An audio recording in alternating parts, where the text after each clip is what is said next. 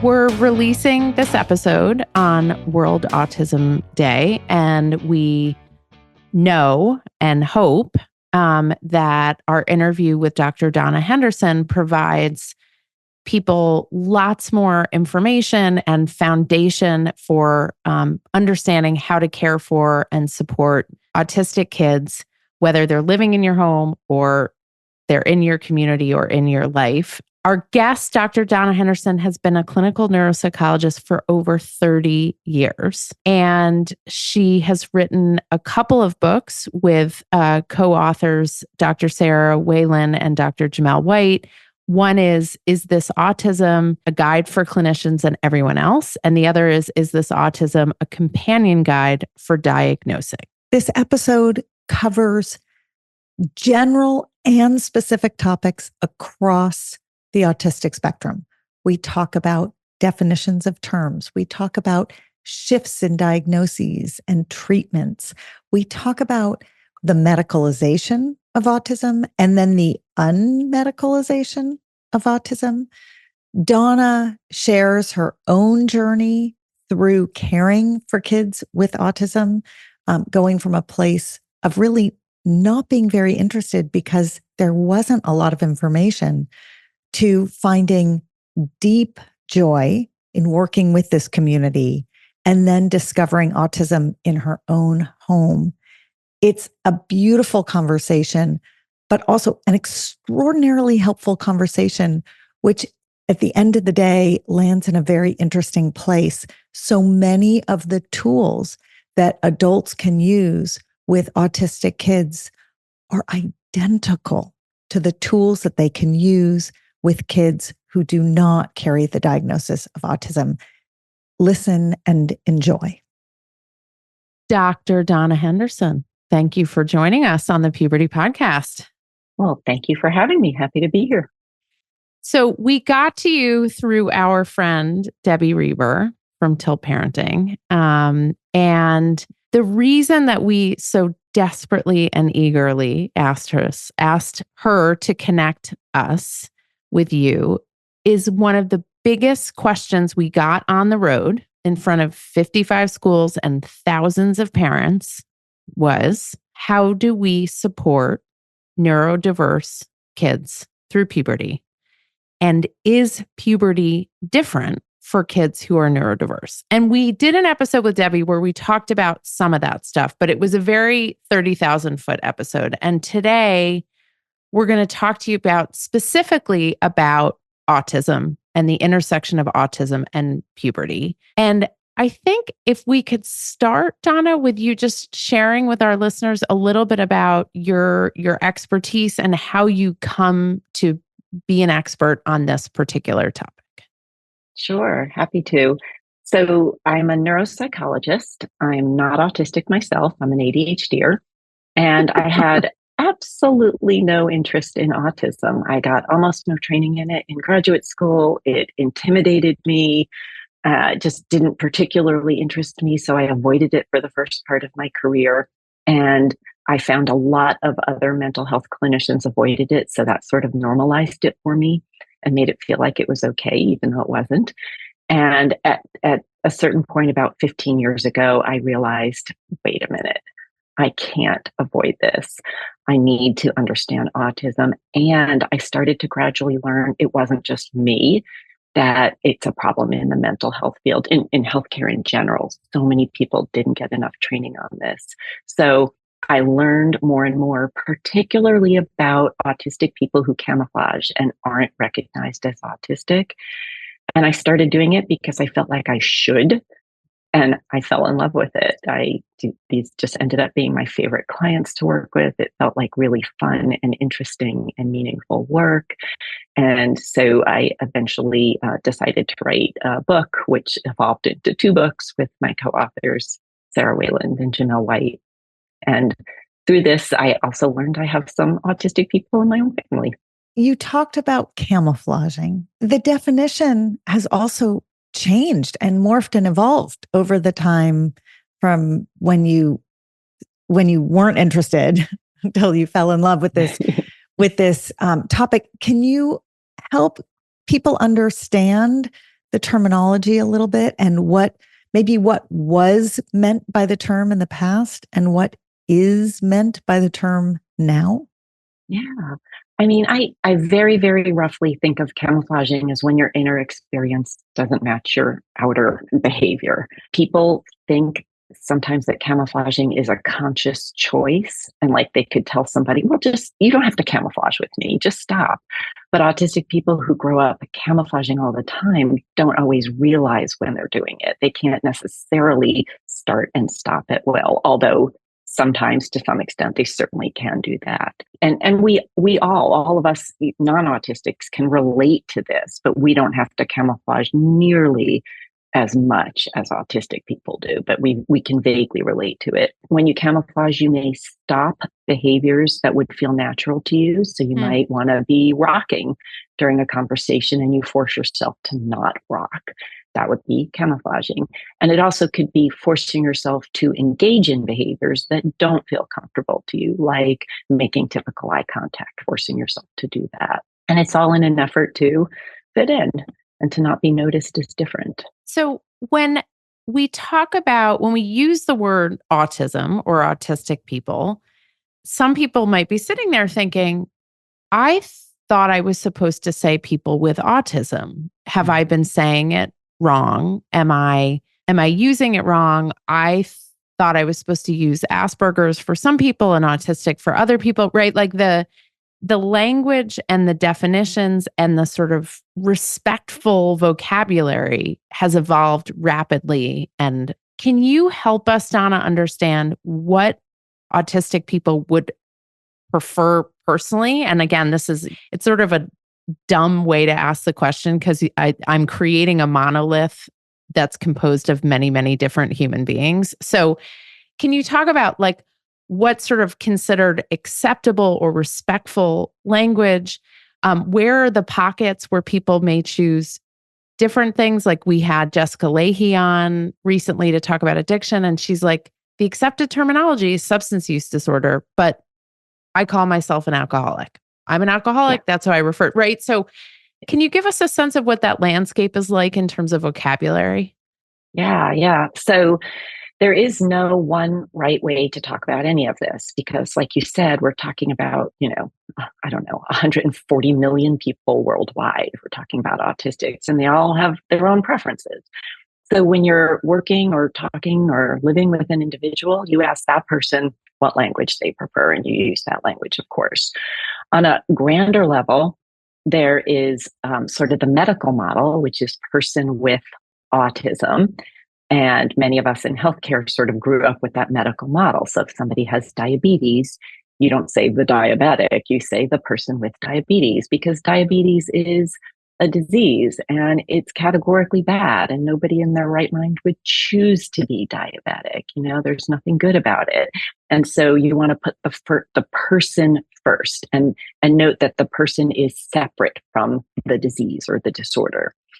So historically, that is how autism was talked about, particularly for autistic people who have really, really high support needs.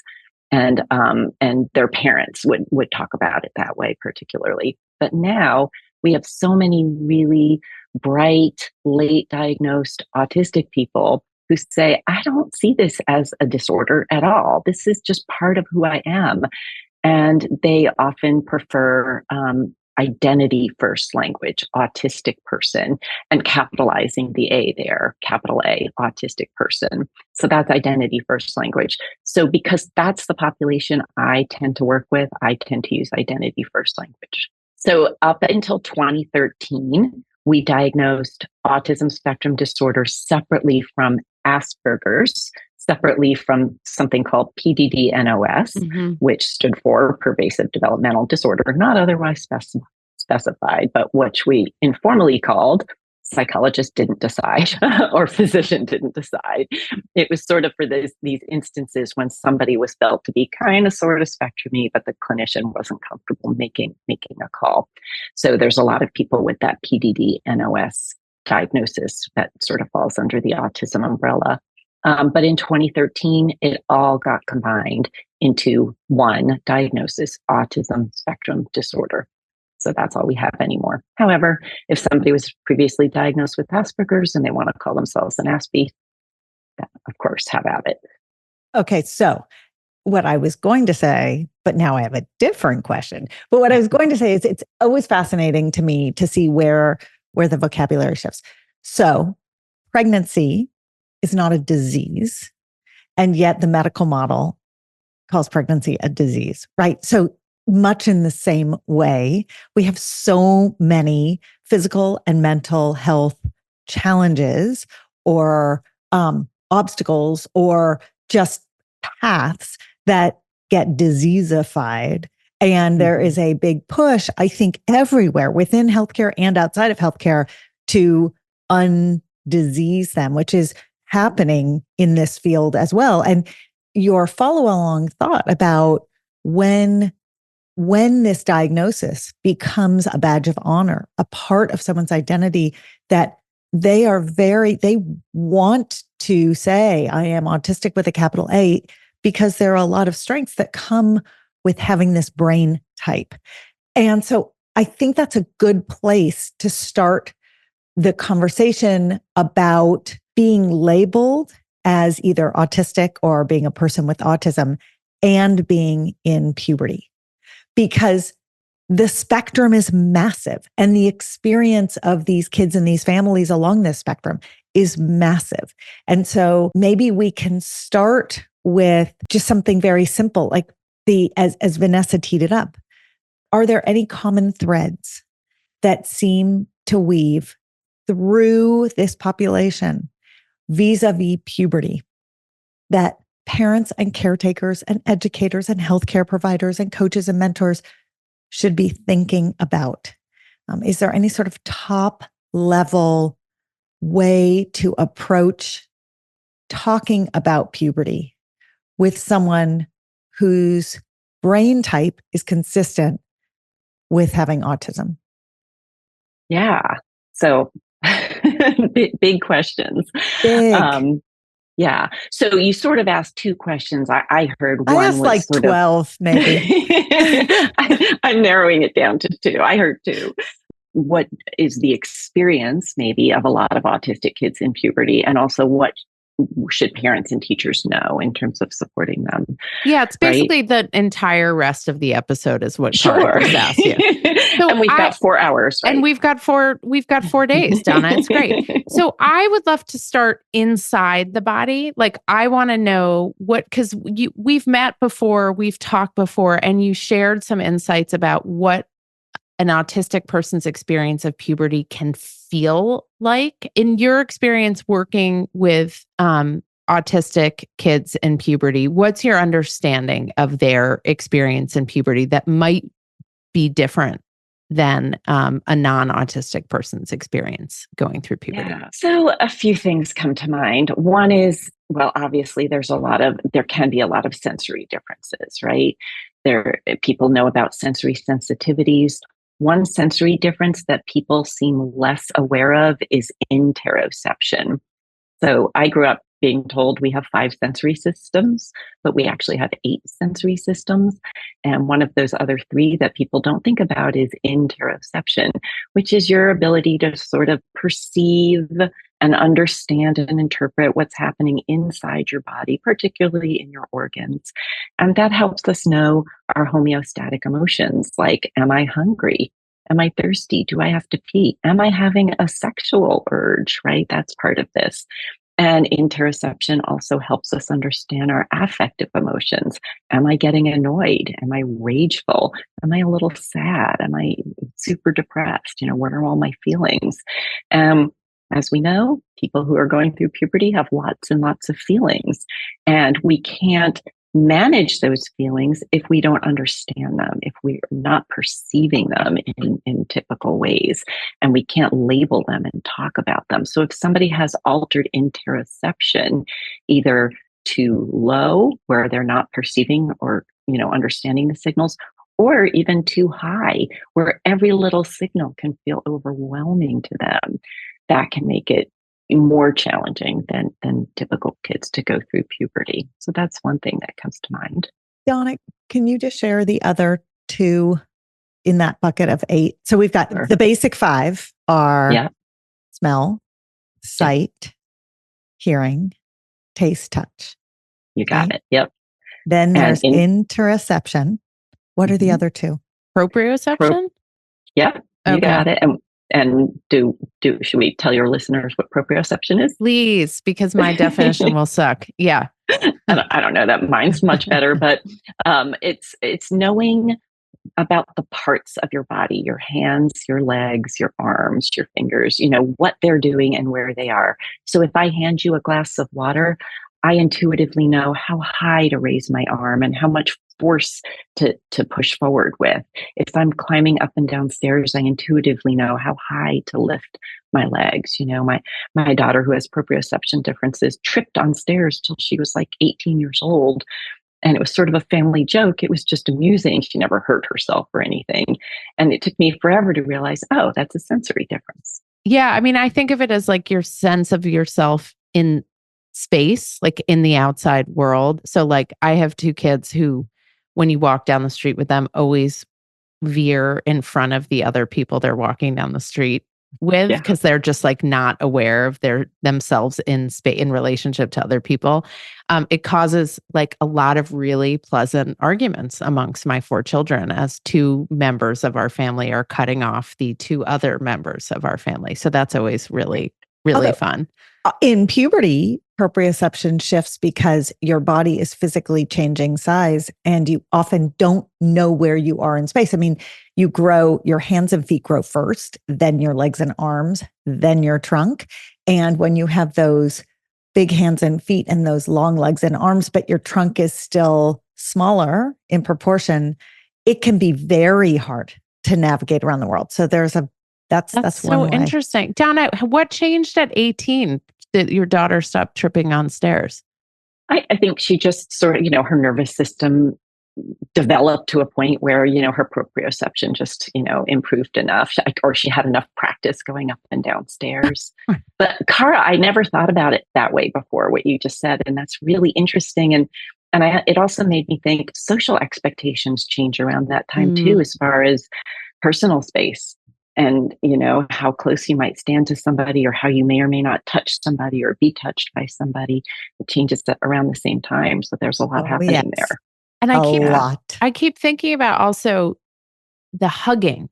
And I don't remember if when we were teenagers we did this, but today's tweens and teens do so much hugging.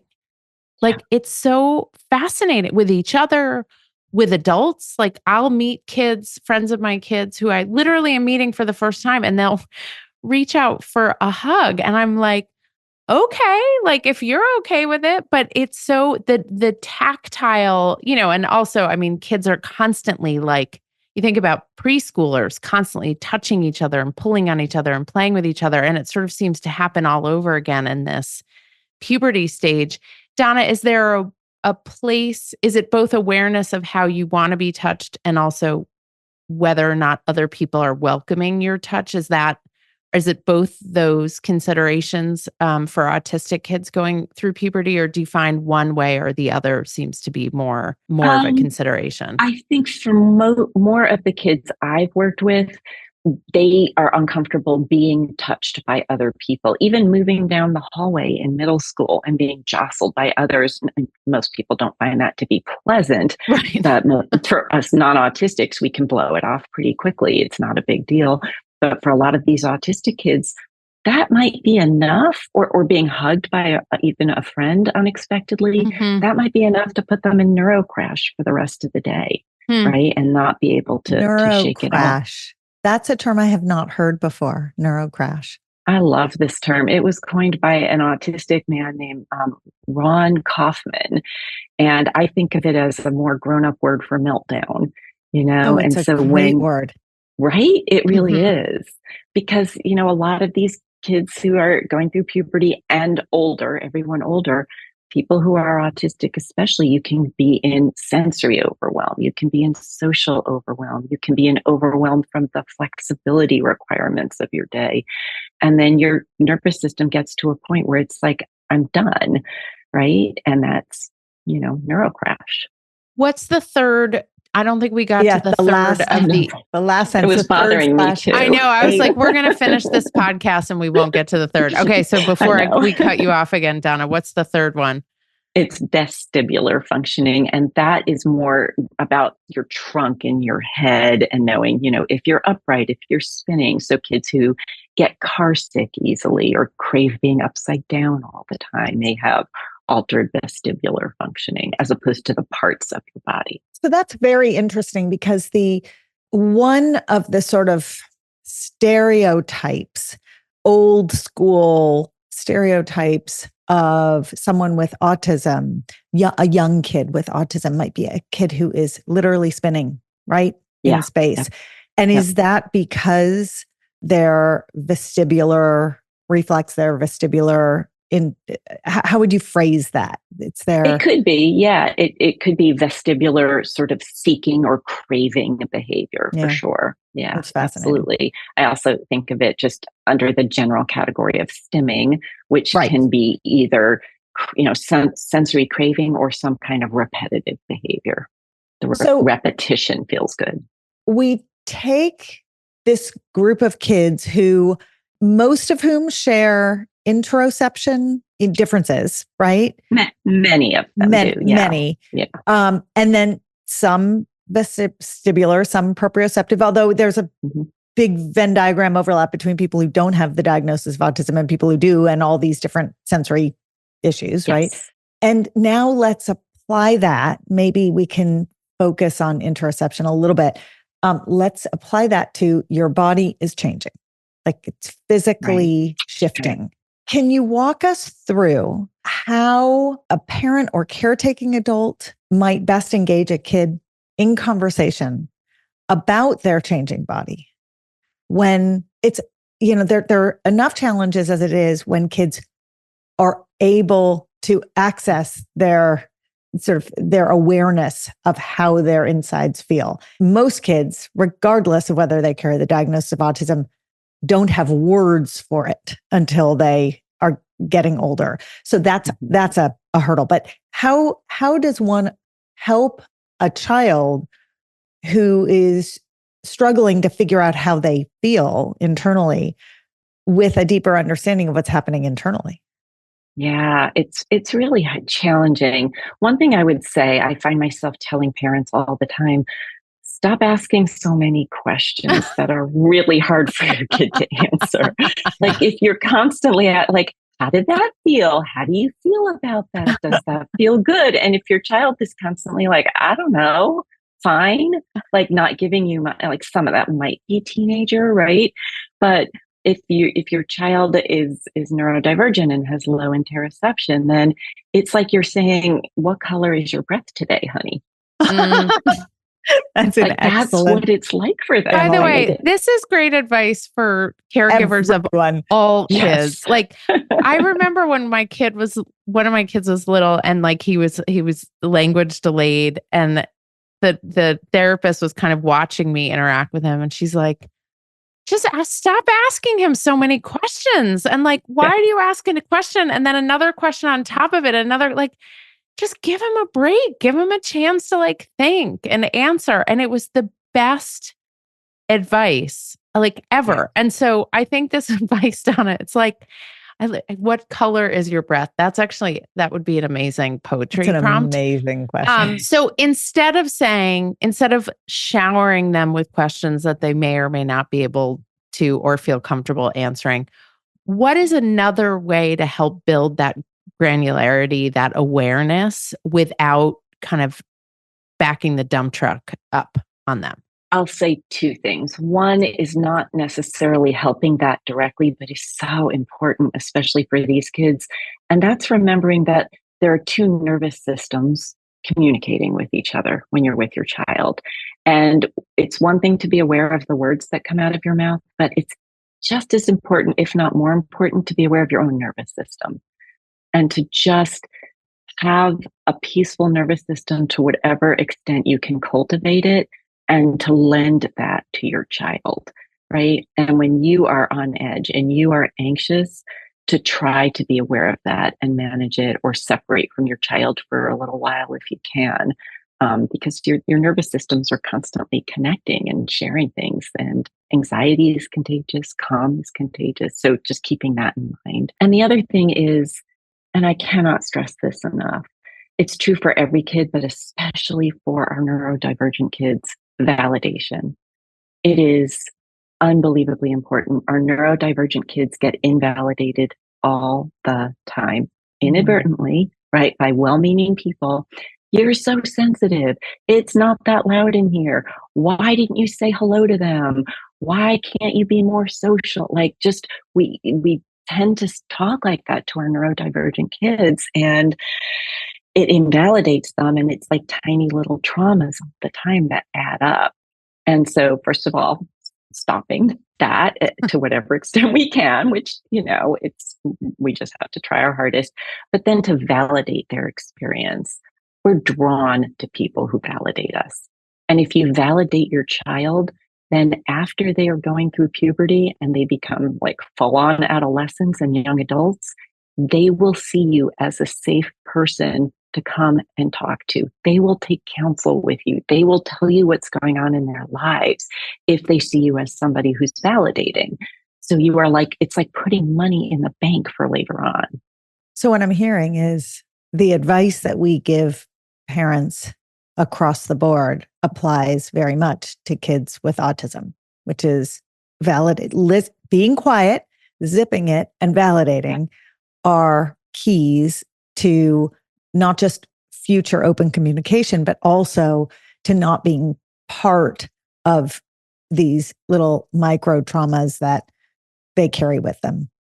Right. Absolutely. And as a parent, I'm sure you've had the same experience I've had, where there are moments in parenting where I have no clue what to say. Like, I know I'm supposed to say something, but I don't know. Oh, Donna, what. That never happens to us. Never. Okay. Must just be me. And here's the trick. In those moments, validate. Lead with validation. Say what you're saying. Wow, I see how angry you are. I can feel your anxiety right now.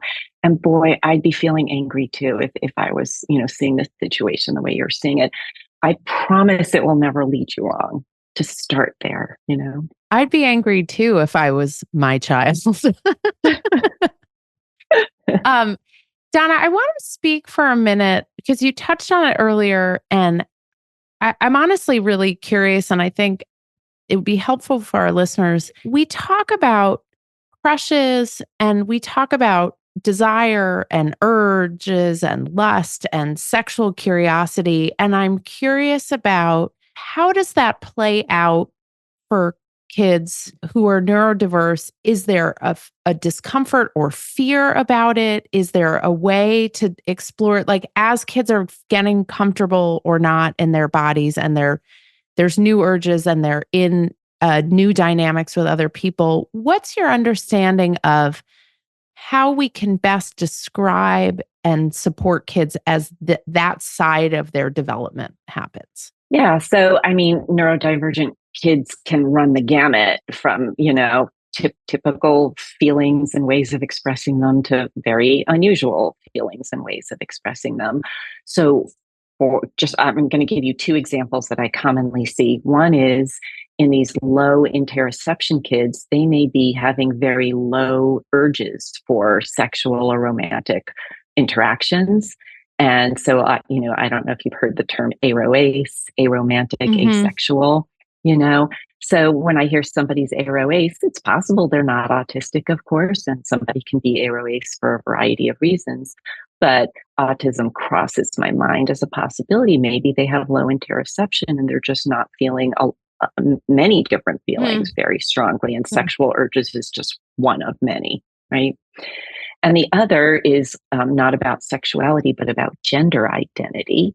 So for some of these kids, they don't particularly feel masculine or feminine if they're not feeling a lot of things, or they may not relate to the social construct of gender and not even understand what the heck we're even talking about with masculine and feminine.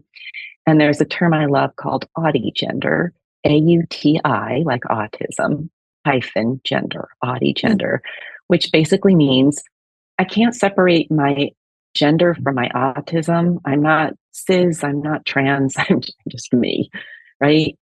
That is so fast. So the research tells us that there is a disproportionate number of autistic people who identify as non-binary or transgender. And like that is the research, as with all things around gender identity, is rapidly evolving and emerging. But we were so struck by that when we were writing the book. And I'm so happy to hear you kind of illuminate what may be the underpinning of that and illuminate it in a way that is like joyful and based in like a sense of pride and identity, as opposed to like, oh, well, now it's two problems. It's that Right. You're describing it as the opposite, which is like, this is who I am. And these are the ways who I am come to inform my understanding of myself in the world. And I love that read on it. Is it a version of introception? Is it that there's just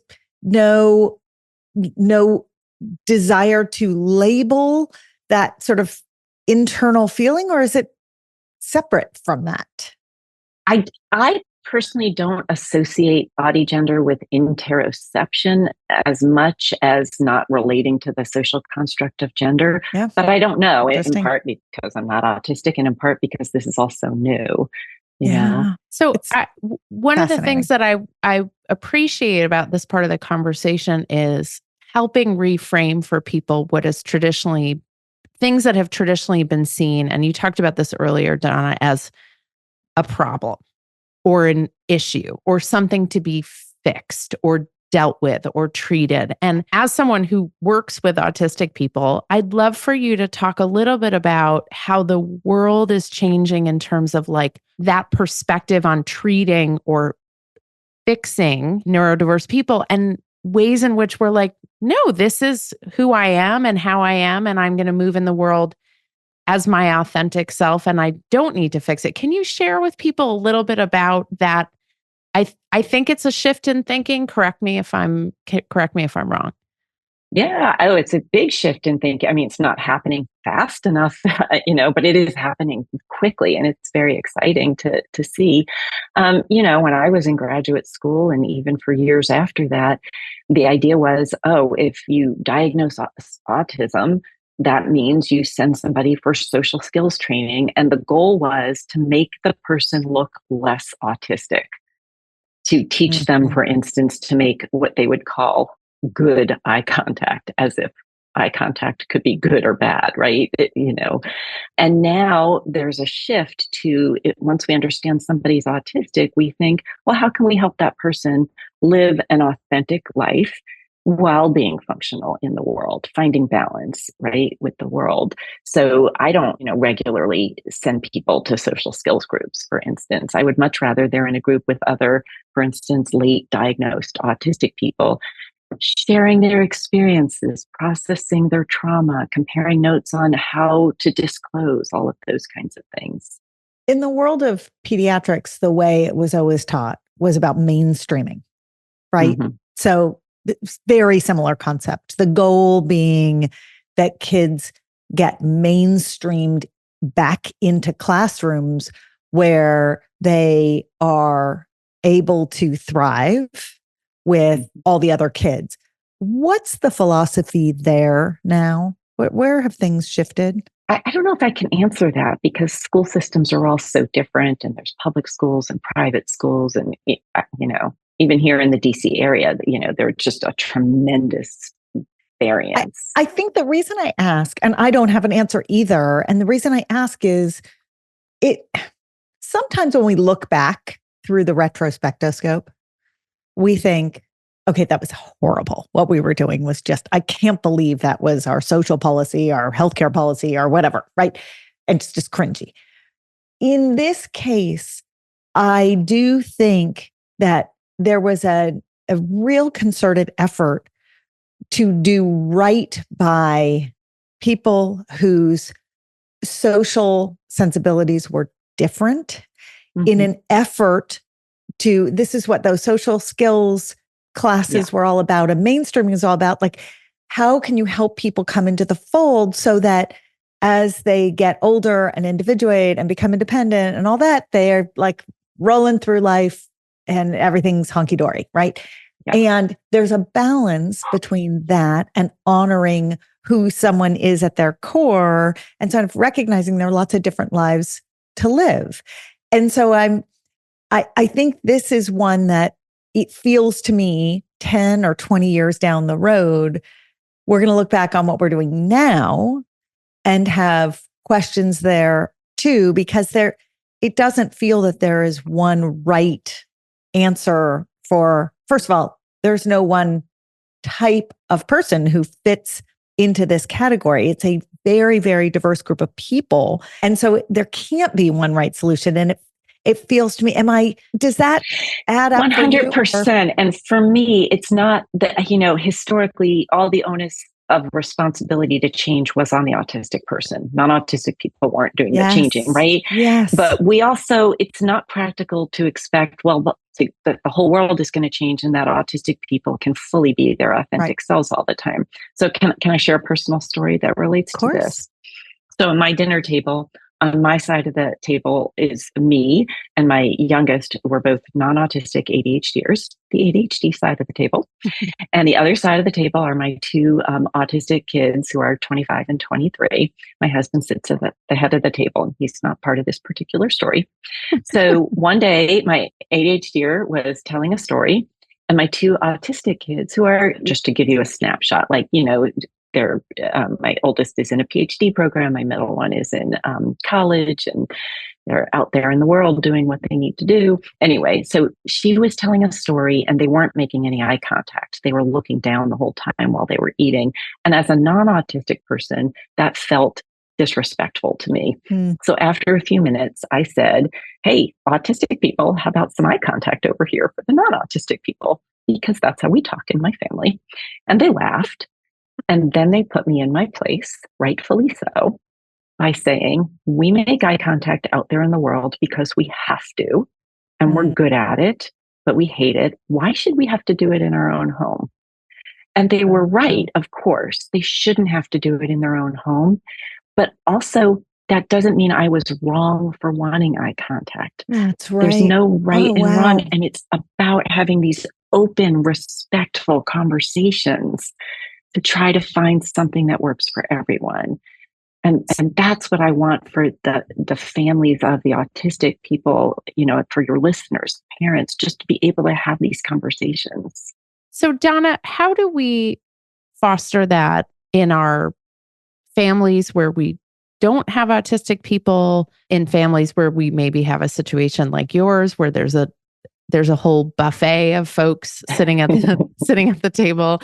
Your husband will, I'm sure, in another podcast episode, be his diagnosis. My husband always says, like, everything that my kids have all comes from him. He's like, you have nothing and I have everything. And I'm like, just waiting for the day to save the money to do his neuropsych, because they'll meet like a month with him. So can you talk about how we can both foster empathy and understanding for autistic people without making our kids feel like they're walking on eggshells and can't be kind of authentically curious and engage in conversation? Like, I always feel, we had this conversation with an expert we had about gender identity, like people are so afraid of messing up and saying the wrong thing that it becomes like a barrier to having really healthy exchanges. How would you recommend people go about that and sort of developing that in their own families? Yeah, I think you have to, we think of it like a bank account, and you have to make deposits into the bank account of trust and build trust, being genuine and being open to when my kids called me out on my eye contact comment, that I wasn't defensive in that moment, that I was internally, I didn't want to accept that. That was not like a proud mommy moment for me, but that I could be non-defensive and say, and consider their point of view and say, you know what, you're right. I didn't think about it that way before, which is hard to do. It's hard for any of us to do, to be non-defensive in those moments, but to be able to pause and do that then signals to the other person next time they can bring it up again. Yeah. And so we can have that open conversation. And my co-author and dear friend Sarah Whalens always says, meet difference with curiosity, not judgment, Mm-hmm. right? And so when anybody in your family or your world is behaving differently than you behave, or behaving differently than you wish they would behave, to not lead with judgment, but to start with curiosity. Like, I wonder what's driving that. Mm-hmm. I wonder what's behind that. And trying to ask them with authenticity, you know? It's another, I mean, every podcast, no matter what the topic, it boils down to being curious and leaving your judgment behind. This is such an interesting moment in the conversation to recognize that a lot of what we've talked about is different from what we normally talk about. And yet, all of the advice is the same. All of the approaches are the same. All the tools in the toolbox are the same. Right. There's a universality to how we approach kids whose brains and bodies and hormones are transforming. And it really doesn't matter where they sit on the neurological spectrum. Kids are kids, and zipping it, listening, being curious, not having judgment. All of these are the tricks of the trade that we as adults can bring to the conversation. Donna, I would love for you to finish us off here with how people can talk to autistic kids about body changes, about emotional changes. I'm thinking about like how many euphemisms we use in sex ed or in relationship conversations, that I'm wondering if that's like not an effective way, idiomatic language. Like, what are some kind of guiding strategies for people caring for autistic kids that may need to do things a little bit differently? Yeah, I'll give you a few. And that's a great point right there. Autistic kids do best with very direct communication, unusually direct communication. You have to just say it very, very clearly. Don't beat around the bush at all. Don't require eye contact when you're having hard conversations or awkward conversations. And that's probably true for all teenagers, but especially true for autistic kids. Not sitting across the kitchen table where eye contact is sort of expected, but taking a walk, which is amazing. There's repetitive behavior, there's access to nature, driving in the car, just places where eye contact isn't necessary is really helpful. And making it clear, there's no question that's off limits. Except I always had one rule with my kids: no question is off limits, except if it's about me and daddy. Right. Not going to answer any questions about me and daddy. Outside of that, you can ask me anything in the world. And they did ask me some pretty wacky questions at times. And sometimes I was shocked or I felt awkward and had to quickly hide that, hide that, in order to signal to them, like, that's a cool question, and they were cool and interesting questions. Can I ask you can I Yeah. interject a question about that actually? Because one of the techniques we recommend to people is when you get a question and you're not sure where it's coming from, we recommend people saying, "Oh, that's so interesting. Like, what made you think of that?"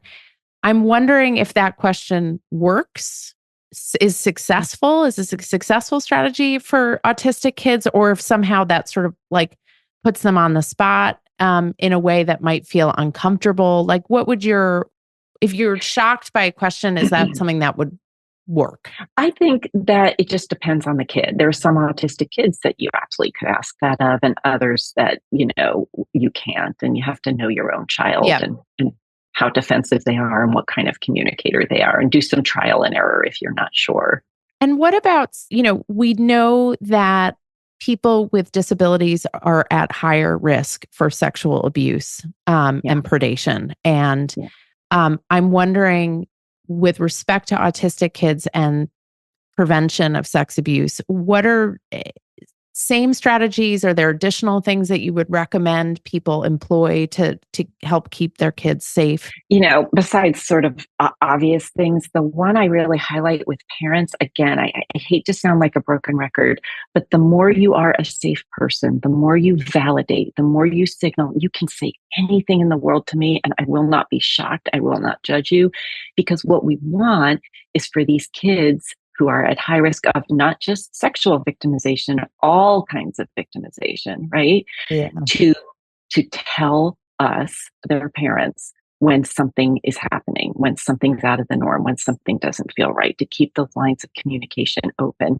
And this is, I'll go bring it back to interoception. This is especially true with these low interoception kids, because when you think about times in your life when you felt unsafe in some way or yucky, it was a feeling. It was that inner alarm that vaguely told you, like, this isn't right, get out of here. And if somebody's not getting those internal signals and doesn't necessarily have the social relationships, like the friends to go to confide in, then they really need that open communication with their parents. It's such a good point. And every one of us has had to learn how to be in touch with those internal signals. This concept of instinct is it is partially inherent and is partially learned. And what you're talking about is just a steeper learning curve, right? You just the learning looks a little bit different. But your point that if someone is already socially isolated, in part because of their autism, and they don't have that peer group, it is ever more important that they have people, trusted people to go to, who they can, once they've identified this feeling, they can share this feeling. And I think that's true for every kid across the board, but ever more important in this community. Is this a place where it's not necessarily social skills, but sort of educating autistic kids on like signals to look for and some of the skills in terms of safety? Like when you say all forms of victimization, I assume you mean like emotional abuse, physical abuse, sexual abuse, bullying, all of those things. Financial, yep. So, okay. So I think a lot of people don't know that. Like, I don't think people are aware of all the ways the victimization could potentially play out.